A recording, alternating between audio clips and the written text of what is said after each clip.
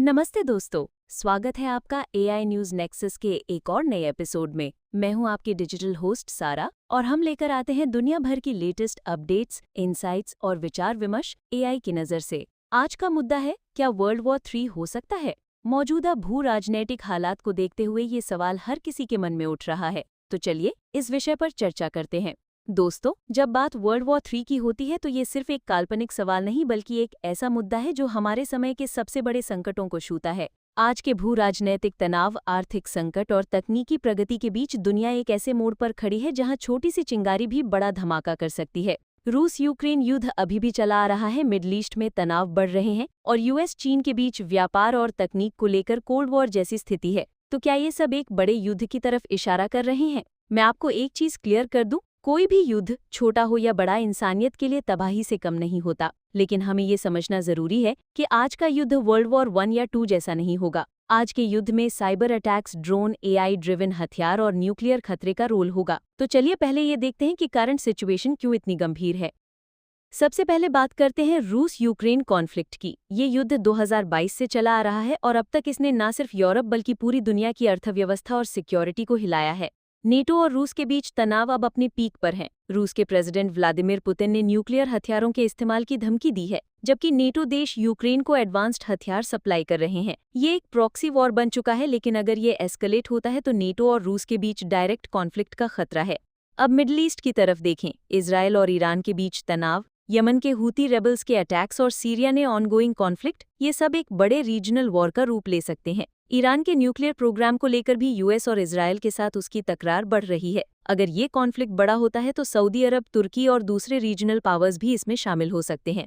और फिर है यूएस चीन का मुद्दा। साउथ चाइना सी में मिलिट्री प्रेजेंस, ताइवान के सवाल पर दोनों देशों के बीच वर्बल वॉर और तकनीक को लेकर ट्रेड रिस्ट्रिक्शंस, ये सब एक नए कोल्ड वॉर की तरफ इशारा करते हैं। चीन का ग्लोबल इन्फ्लुएंस बढ़ रहा है और यूएस अपनी सुप्रीमेसी खोना नहीं चाहता। अगर ताइवान पर कोई मिलिट्री एक्शन होता है तो ये कॉन्फ्लिक्ट ग्लोबल हो सकता है। लेकिन दोस्तों, युद्ध का खतरा सिर्फ मिलिट्री टेंशन से नहीं बल्कि आर्थिक अस्थिरता, क्लाइमेट चेंज और रिसोर्स स्कैर्सिटी भी इसकी वजह बन सकते हैं। मिसाल के तौर पर एनर्जी क्राइसिस और फूड शॉर्टेज ने कई देशों में प्रोटेस्ट्स शुरू कर दिए हैं।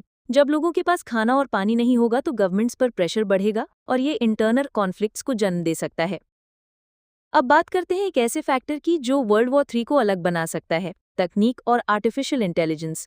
आज के युद्ध में टैंक्स और फाइटर जेट्स के साथ साथ साइबर अटैक्स, ऑटोनोमस ड्रोन्स और एआई ड्रिवन सर्वेलेंस का भी उतना ही रोल है। एक साइबर अटैक से किसी देश की इकोनॉमी, पावर ग्रिड या कम्युनिकेशन सिस्टम को पल भर में ठप किया जा सकता है।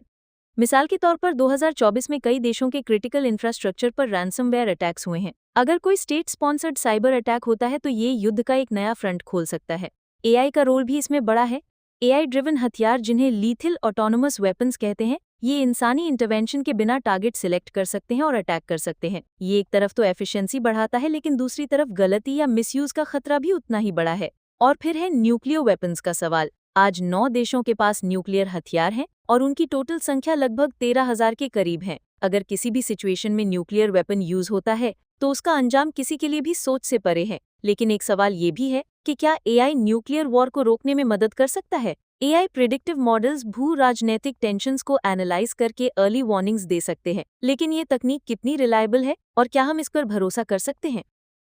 तो दोस्तों, अब सवाल है, क्या वर्ल्ड वॉर 3 को रोका जा सकता है? जवाब है हाँ, बिल्कुल, लेकिन इसके लिए ग्लोबल कोऑपरेशन जरूरी है। डिप्लोमेसी, आर्म्स कंट्रोल एग्रीमेंट्स और इंटरनेशनल ऑर्गेनाइजेशंस जैसे यूएन को मजबूत करना होगा।